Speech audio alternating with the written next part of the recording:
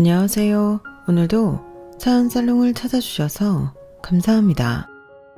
저는 8년차 프리랜서 일러스트레이터로 일하고 있는 30대 여자입니다. 처음 이 업계에 발을 들였을 때 운 좋게 캐릭터 디자인과 일러스트를 담당했던 게임이 대박이 나면서 첫 시작부터 성공적으로 제 이름을 알리게 되었어요. 많은 분들께서 제가 디자인한 캐릭터를 사랑해 주셨고 제가 가진 일러스트의 감성을 사랑해 주신 덕분에 각종 게임 회사의 일러스트는 물론이고 표지 디자인, 콜라보 전시회 등 일이 물밀듯이 쏟아지게 되었죠. 그래서 솔직히 말하면 20대 중반쯤부터 저는 제 나이 또래의 친구들에 비해 훨씬 수입이 좋았던 편이었어요. 하지만 프리랜서 생활이 오래되었다 보니 그만큼 밖에서 사람을 만날 기회는 적었죠. 간간히 연애를 하기는 했지만 너무 다른 생활 패턴이라든가 성격적 차이 등으로 오래 연애를 지속하지 못했어요. 처음에는 특이한 일을 하는 제게 호기심이 있어서 다가왔다가 흥미가 떨어지면 금방 식는 시기였죠. 그러다 남편을 만났어요. 연애에 적극적인 성격은 아니었지만 언젠가는 좋은 사람을 만나 결혼하고 예쁜 아이를 갖고 싶다는 생각은 늘 하고 있었어요. 감정 기복이 없는 평온한 성격에 제가 하는 일의 특성을 이해하고 존중해주는 사람이면 좋겠다 싶었죠. 30대가 되니 주변 친구들이 하나둘 결혼을 하고 혼자가 된 기분이 들더라고요. 그때 한 친구가 지인의 지인 소개로 남편을 소개해줬어요. 너도 맨날 그림만 그리지 말고 오랜만에 한번 만나봐. 네가 좋아하는 감정 기복 없는 스타일이라고 하더라. 소개를 선호하는 성격은 아니었지만 더 늦었다가는 기회가 영영 없겠다는 생각에 만나봤어요. 그런데 친구의 말대로 정말 감정 기복 없이 평온하고 차분한 사람이더라고요. 일러스트레이터라고 들었어요. 너무 멋진 직업이네요. 좋아하는 일을 하면서 돈을 벌 수 있다니 정말 꿈 같을 것 같아요. 혼자서 일한다니 쉬운 일이 아닐 텐데 참 고충도 많을 것 같네요. 존경스러워요. 그 말이 참 인상 깊었어요. 남들은 집에서 그림 그리며 돈 번다고 하면 다들 쉬운 일을 한다, 편하게 돈 번다고들 생각하던데 이 사람은 달랐어요. 제가 하는 일의 어려움을 충분히 공감해줬고 대단하다고 치켜 세워줬죠. 언젠가 꼭 만나고 싶다고 생각했던 이상형과 부합하는 사람이었어요. 몇 번 만나보니 오가는 대화 속에 서로에게 관심과 호감이 생겼고 그렇게 연애를 시작하게 됐어요. 평범한 직장인인 남편과는 생활 패턴이 맞지 않아 자주 만나지 못했지만 제가 하는 일 특성상 많은 시간을 작업에 쏟아야 했기 때문에 문제는 없었어요. 만나고 싶은데 왜 이렇게 시간이 없냐는 둥, 왜 이리 늦게 일어나냐는 둥, 제 상황에 대해 투덜거리고 이해해주지 않았던 다른 남자들과는 달랐죠. 그래서인지 연애가 오래 이어졌어요. 무난한 연애의 끝의 결말은 역시나 결혼이었죠. 연애와 결혼은 다른 영역이라 꽤나 걱정을 했는데 결혼 이야기가 오가면서 만나게 된 예비 시댁 식구들의 집안 분위기는 생각보다 괜찮았어요. 가족끼리 사이도 돈독해 보였고 이렇다 할 불화도 없어 보이더라고요. 무엇보다 좋았던 건 식사하면서 나온 육아 관련 이야기 부분이었어요. 결혼하면 아이는 가질 생각이니? 요즘 하도 안 가진다는 부부들이 많아서. 네, 아이 생각은 있어요. 신혼 1년 정도 보내고 갖기로 이야기했어요. 어머 그래? 잘 됐네. 그러면 지금 하는 일은 어떡하니? 프리랜서면 육아휴직이 없어서 일이 한번 끊기면 좀 힘들지 않니? 네, 그래서 아이 낳으면 최대한 빨리 복직해 보려고요. 육아하면서도 제 일을 놓을 생각은 없거든요. 솔직히 그 말을 하는데 저도 모르게 좀 긴장이 됐어요. 주변 친구들은 하나같이 잘 다니던 직장도 아이를 낳고 이제 애도 낳았으니 일을 그만둬라. 아무리 시대가 바뀌었어도 아이는 엄마 손에 커야 한다. 같은 압박을 못 이겨 결국 다들 직장을 그만뒀거든요. 그런데 저희 시부모님은 달랐어요. 그 말을 들으시더니 불편한 기색 하나도 없이 편안하게 웃어주시더라고요. 어머 그래? 나는 이렇게 자기 일하는 여자가 보기 좋더라. 나 때는 일을 하고 싶어도 못했잖아. 참 멋있다 우리 며느리. 그러게, 게다가 자기가 좋아하는 일하고 사는 게 어디 쉬운 일이야? 존중해줘야지. 그러니까 나도 이 사람이 이렇게 주체적으로 하고 싶은 일 하면서 사는 모습이 멋있어서 반했다니까? 다소 갈등이 생길 수 있는 발언임에도 시댁 식구들은 물론이고 남편까지 제 편을 들어주니 참 고맙더라고요. 친구들을 만나 이야기를 하니 친구들은 다들 그런 시댁 없다며 부러워했죠.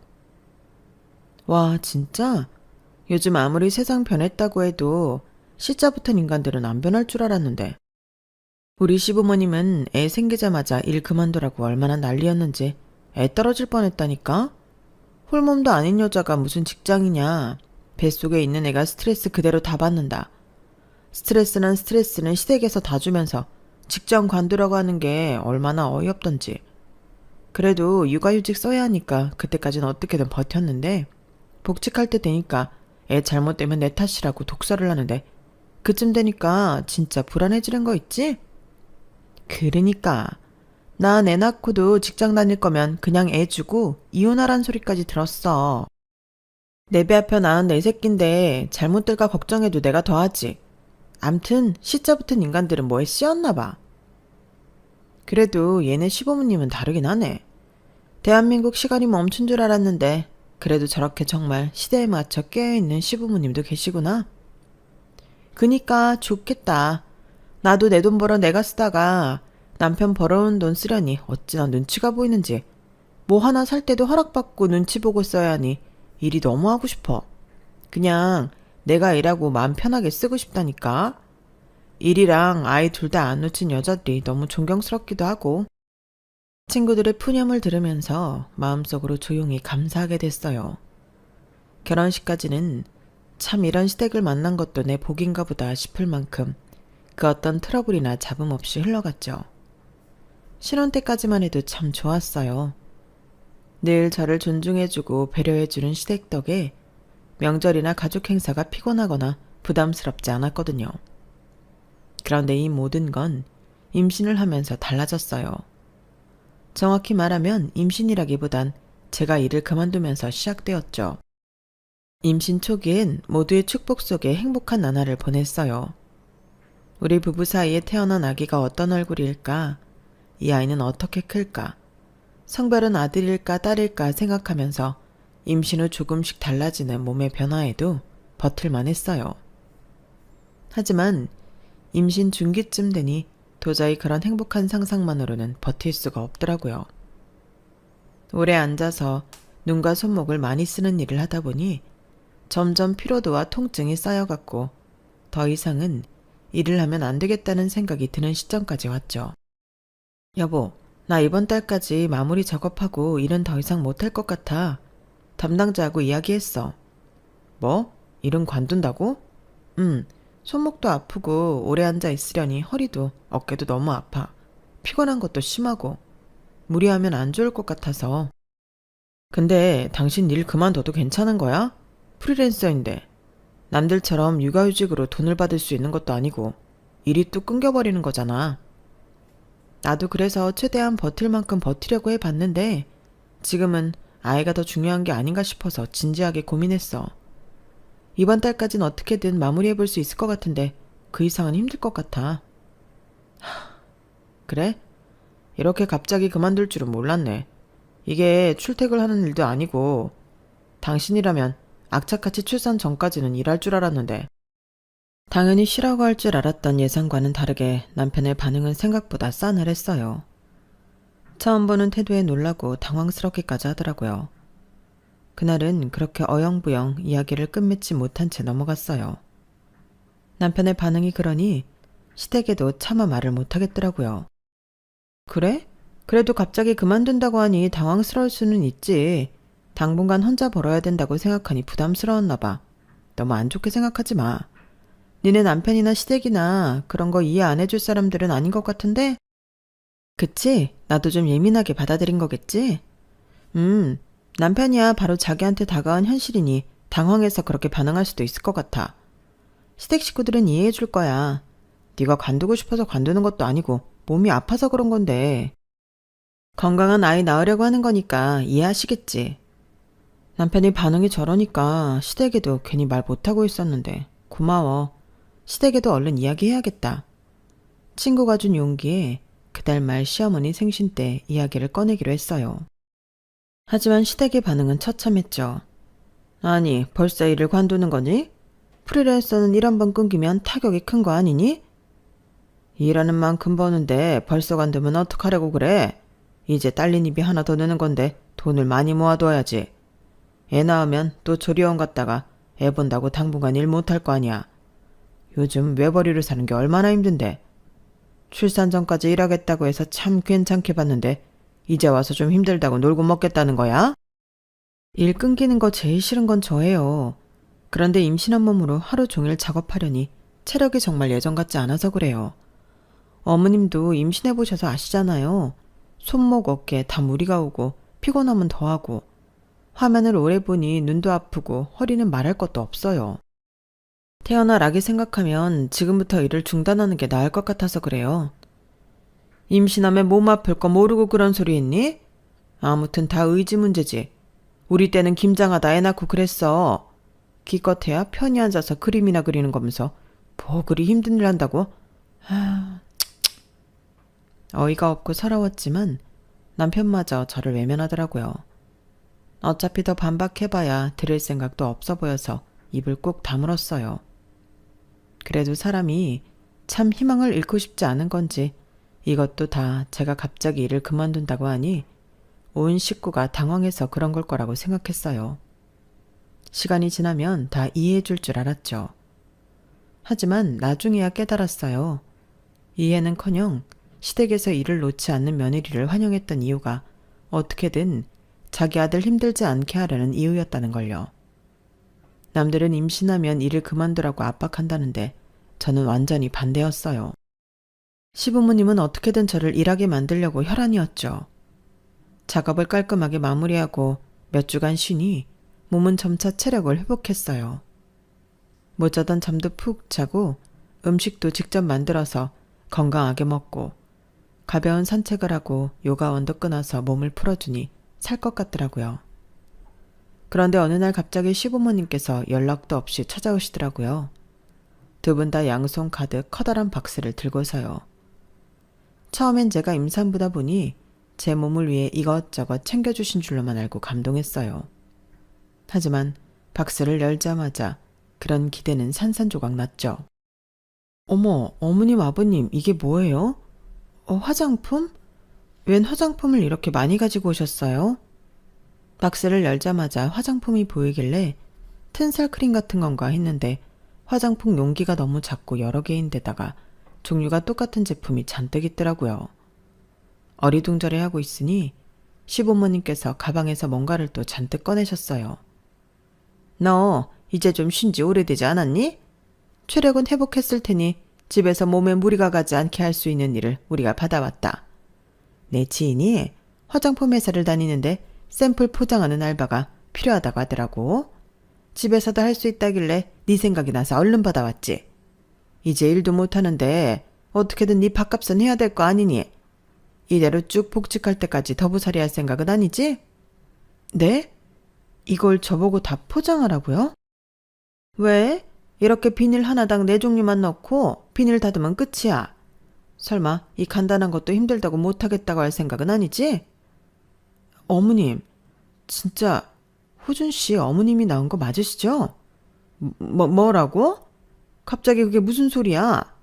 뭐 아버님은 임신을 해본 적이 없으니 뱃속에 아이를 품고 있는 것만으로도 얼마나 몸의 변화가 크고 힘든지 모르실 수도 있겠다 싶지만 어머님은 아니시잖아요.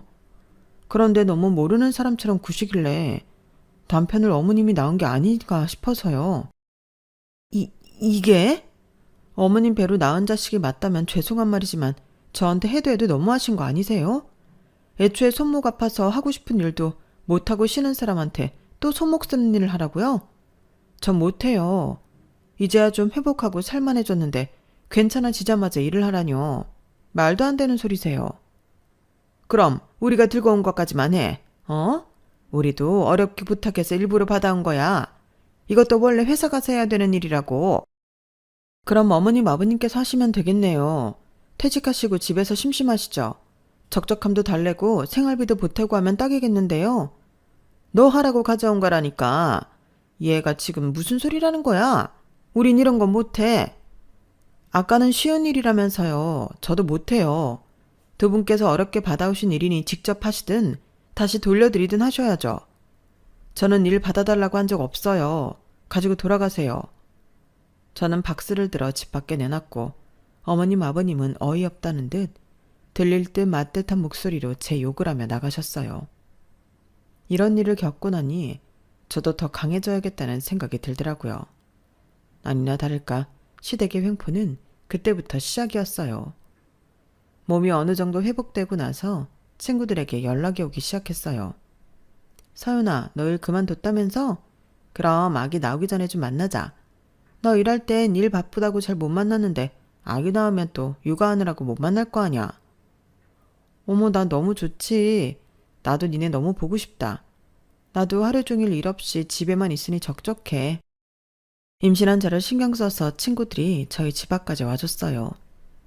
동네에서 제일 크고 분위기 좋은 브런치 카페에서 같이 점심을 먹고 차를 한 잔씩 마시며 수다를 떠니 알게 모르게 속에 쌓였던 스트레스가 확 풀리더라고요. 게다가 친구들이 임신을 축하한다며 선물도 사들고 오고 몸 걱정도 많이 해줘서 정말 고맙고 감동이었죠. 얘들아, 와줘서 정말 고마워. 니네 덕분에 오늘 너무 즐거웠어. 고맙긴. 우리도 너 보니까 너무 좋다. 이제 자주 보자. 우리가 올게. 그래, 우리도 애들 어린이집 보내놓고 심심해. 이 시간에 딱 모이면 되겠다. 나야 너무 좋지. 맨날 와도 돼. 그렇게 일할 땐 자주 보지 못했던 친구들과 시간이 맞아 종종 같이 점심을 먹곤 했어요. 그런데 어느 날 시댁 식구들이 모인 단톡방에 갑자기 제 사진이 올라오더라고요. 친구들과 자주 갔던 동네 브런치 카페에서 친구들과 수다 떨고 있는 제 모습이었어요. 몸 안 좋다고 일도 쉰다더니 아주 즐거워 보인다? 너 집안일은 하니? 아이고, 살판 났네. 언제는 애 낳아도 일은 계속 할 거라더니 역시 사람 말을 고지고대로 믿으면 안 되는 거였는데 팔자 너무 좋아 보이네. 사진 올린 사람은 신우이였고 시부모님이 번갈아가며 답장을 했어요. 이걸 언제 찍으신 거예요? 아니, 근처에 미팅이 있어서 나왔다가 우연히 봤는데 즐거워 보여서 공유한 거야. 오해하지 마, 올케. 근데 솔직히 나도 좀 놀랐다. 올케 몸이 많이 안 좋다고 들었거든. 이 정도로 쌩쌩한 거면 혹시 부탁 하나만 해도 될까? 네? 무슨 부탁이요? 아니, 우리 미나 학예회가 있는데 나는 직장 때문에 시간을 못 빼게 생겼거든. 그런데 어머님 아버님께 부탁드릴 순 없으니까. 올케가 우리 중에 시간도 제일 많고 체력도 있으니까 좀 찍어줄 수 있어? 형님, 무슨 그런 심부름을 시키세요. 나도 우리 딸 학예회 하는 거 보고 싶은데 회사에서 눈치를 그렇게 주는데 어떡해. 응? 일 안 하는 올케가 좀 귀찮아도 한번 해줘. 올케한테도 조카잖아. 미나 귀여워하잖아. 신우이가 조카까지 걸고 넘어지는 바람에 더 이상 거절하기가 힘들더라고요. 엄마가 못 오는 학예회를 홀로 보내야 하는 조카가 눈에 밟혀서 결국 조카 학예회는 가게 됐어요. 신우이의 의도는 짜증났지만 결과적으로는 좋은 시간을 보냈어요. 조카는 절 보고 너무 반가워하며 좋아했고 조카의 재롱을 막상 보고 나니 저도 기분이 좋아졌거든요. 끝나고는 조카에게 맛있는 밥도 사주고 함께 시간을 보내고 헤어졌어요. 하지만 다음부터는 절대 시댁 식구들의 농간에 놀아나지 않겠다고 다짐했죠. 그 이후로 추석이 돌아왔어요. 시댁 식구들과 모여 밥을 먹는데 아직 장가를 가지 않은 도련님이 하소연하듯 연애 상담을 하더라고요. 아, 누나도 형도 다 결혼했는데 나만 결혼 못해가지고 나도 좋은 여자 만나서 데리고 와야 하는데.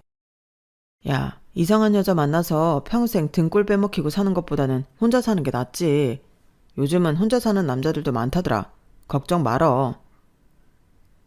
그러니까 요즘은 여자애들도 어찌나 불려시 같은 애들이 많은지 결혼할 때랑 하고 나서랑 말이 다르다니까.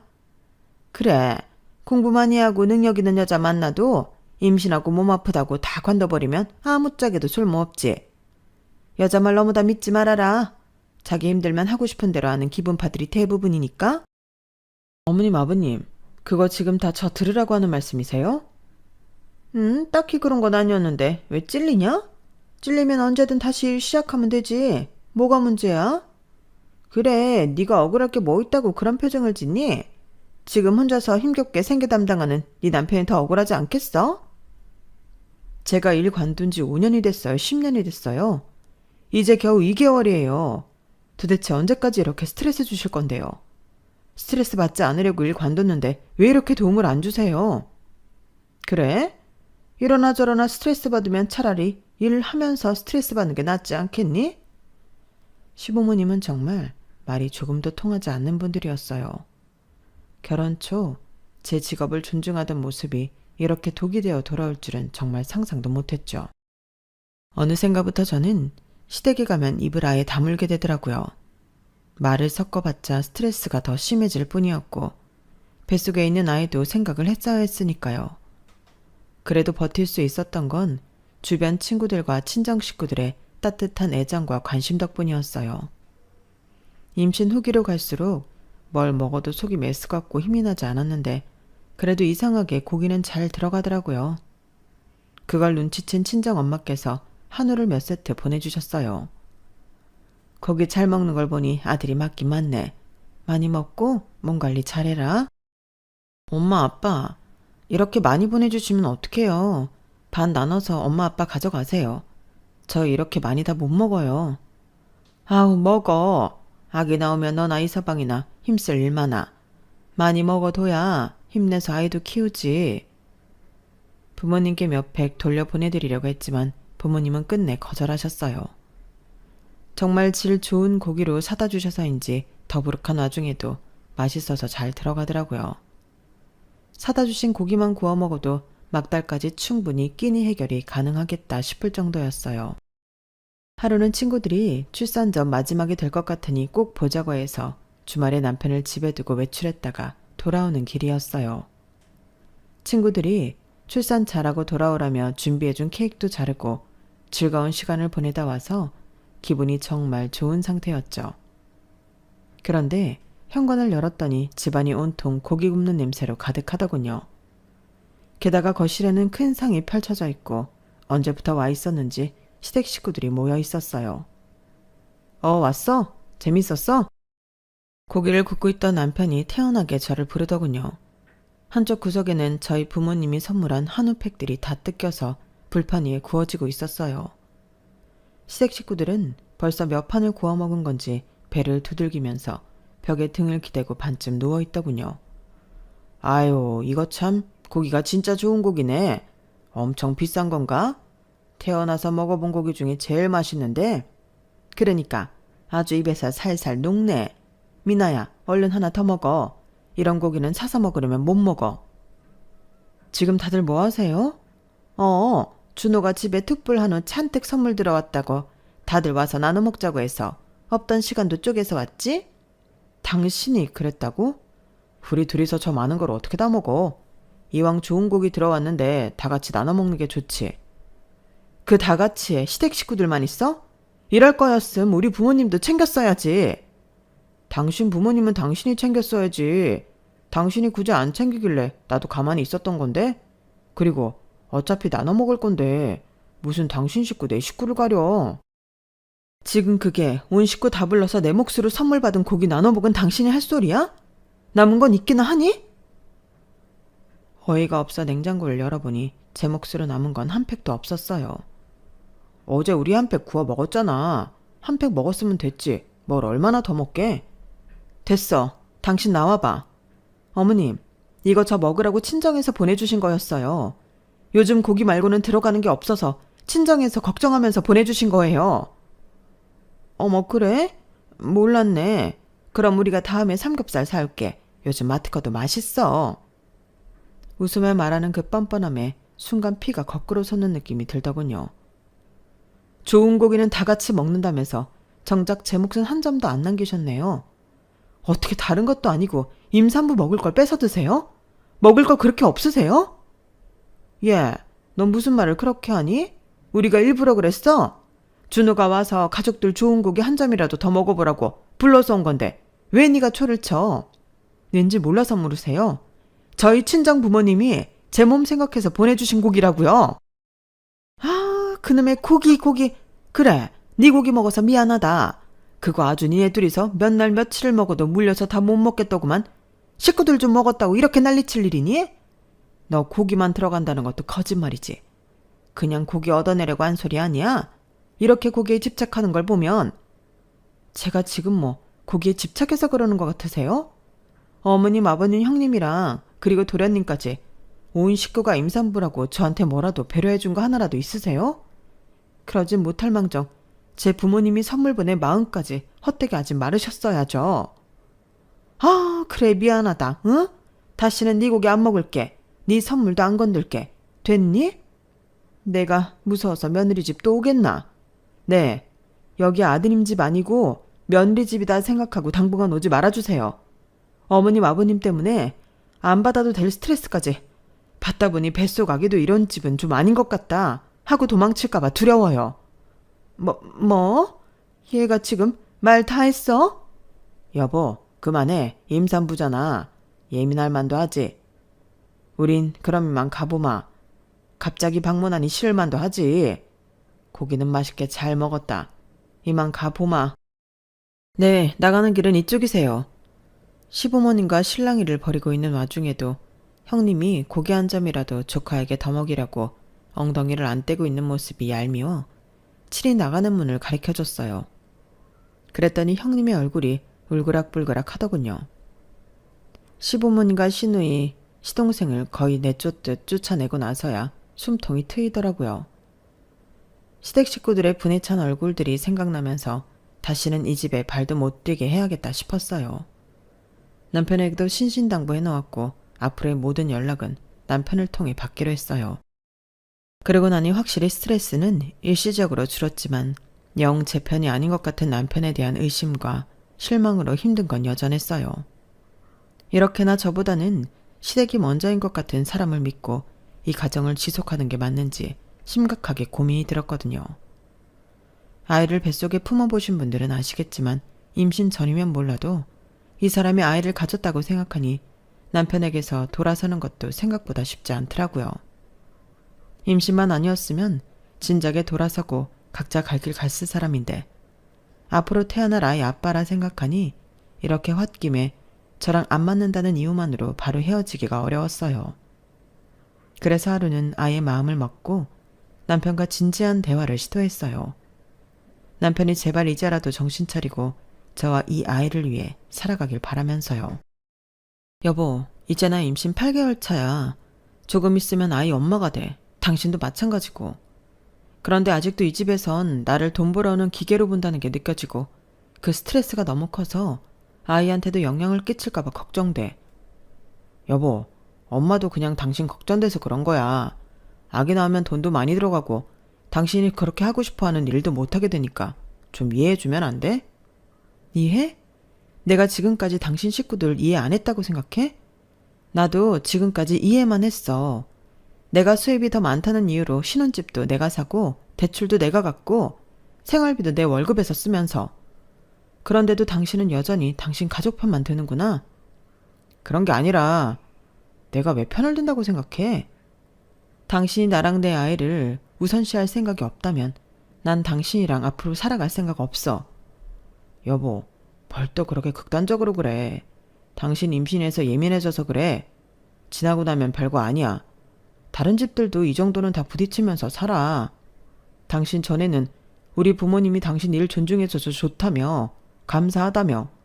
사람이 좋은 점이 있으면 안 좋은 점도 있고 한 거지. 어떻게 다 당신 입맛에 맞는 사람들만 있겠어. 나도 노력할게.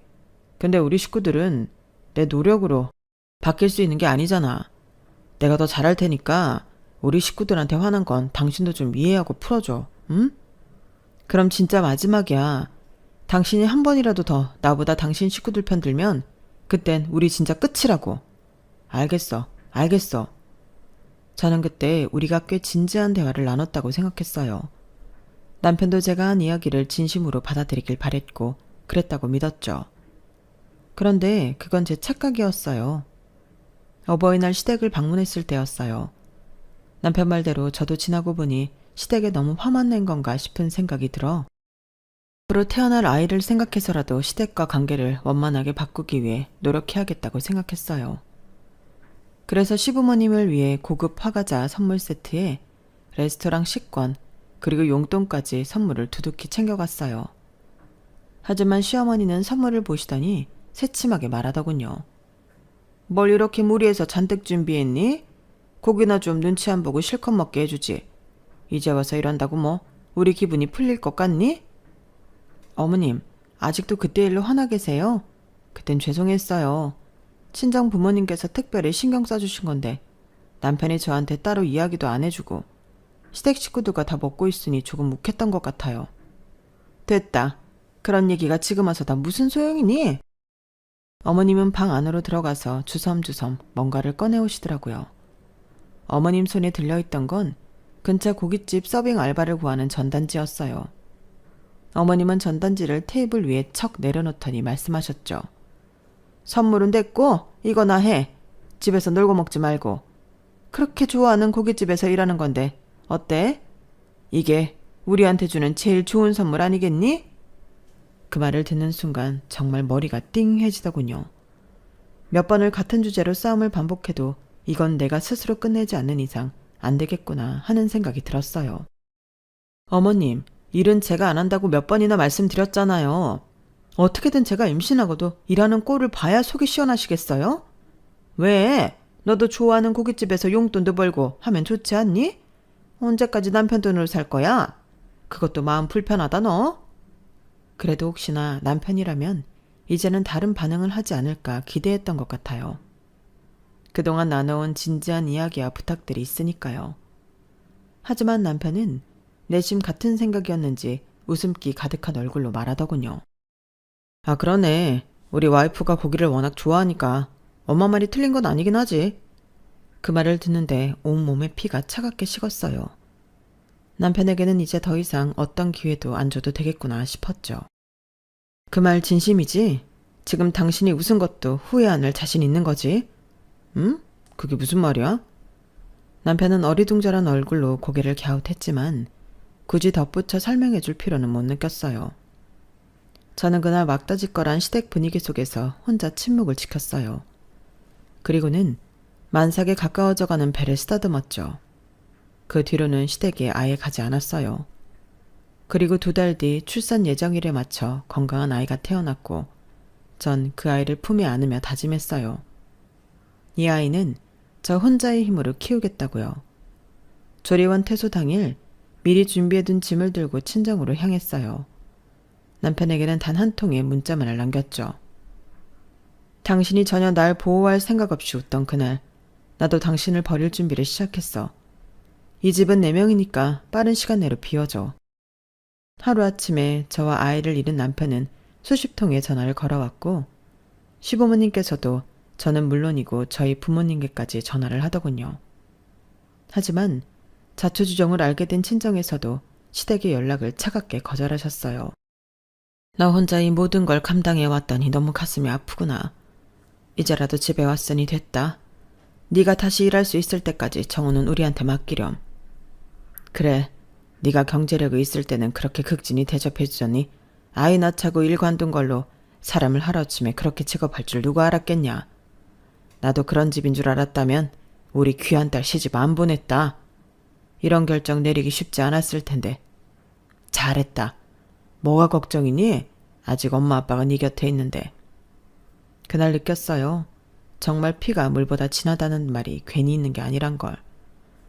결혼이라는 사양만으로도 저에게 든든한 버팀목이자 동반자가 되어줄 줄 알았던 남편은 결국 결정적인 순간에는 늘 시댁 편이었어요. 결혼을 하고 나서는 친정에 기대면 안 된다는 생각에 힘든 일이 생겨도 꾹 참고 털어놓지 않았던 친정 부모님은 오히려 가장 어렵고 힘든 순간에 가장 큰 힘이 되어주시더라고요. 부모님께 참 죄송하고 감사한 마음이 들면서 또 한편으로는 다행이라는 생각이 들었어요. 부모님이 아니었다면 이렇게 자신을 위한 결정을 내릴 수 없었을 것 같았거든요. 제가 겪은 모든 일을 알게 된 친정 부모님께서는 남편을 압박해 이혼 서류를 작성하게 했고 오랜 시간 후 남편이 끝내 이혼 서류를 작성해서 보내주자마자 저는 바로 이혼을 했어요. 그 사실을 뒤늦게 알게 된 시댁에서 난리를 쳤지만 이미 늦었죠. 저는 남편에게 충분한 시간을 줬지만 남편은 이런저런 핑계를 대며 집을 나가지 않더라고요. 이 집에 있으면 언젠가 당신이 돌아올 것 같다느니 이상한 소리를 하길래 그냥 집을 팔려고 내놔버렸어요. 제가 아닌 다른 집주인이 생기자 별 수 없이 나가게 됐죠. 지금은 그 집을 판 돈으로 새 집을 샀고 친정 부모님을 모시고 와서 같이 살고 있어요. 그런데 정말 신기하게도 1년 사이에 남편과 살던 옛집은 집값이 뚝 떨어진 데 비해 새로 이사 온 집은 집값이 많이 올랐어요. 그때 집을 내놓은 게 신의 한 수였죠. 아이는 그동안 제 손으로 직접 키웠고 이제는 다시 슬슬 복직 준비를 하려고 해요. 마침 예전에 디자인했던 제 캐릭터가 추억의 게임들이 회자되면서 다시 인기를 얻어 작업 제안이 들어오기 시작했거든요. 친정 부모님과 함께 살고 있으니 아이를 봐주실 수 있어 크게 걱정할 것도 없었죠. 이혼을 하기 전엔 걱정이 정말 많았는데 막상 하고 나니 일이 잘 풀리는 것 같아요. 이 결혼으로 하나 얻은 게 있다면 나를 사람답게 대하지 않는 것에서 애써 머물 이유도 버텨야 할 이유도 없다는 걸 몸소 깨달았다는 점이에요. 이제 저는 다시 제 인생을 새롭게 그려나가고 있어요. 그리고 제 품에 있는 이 작은 아이에게 세상에서 가장 단단한 사랑만을 가르쳐 줄 거예요. 제 이야기는 여기까지입니다. 들어주셔서 감사드리고요. 저를 응원해 주세요. 항상 건강하시고 행복하시고요. 여러분, 사연 댓글에 응원과 현명한 조언 부탁드려요. 좋아요와 구독은 저에게 큰 힘이 됩니다. 오늘도 좋은 일 가득하세요.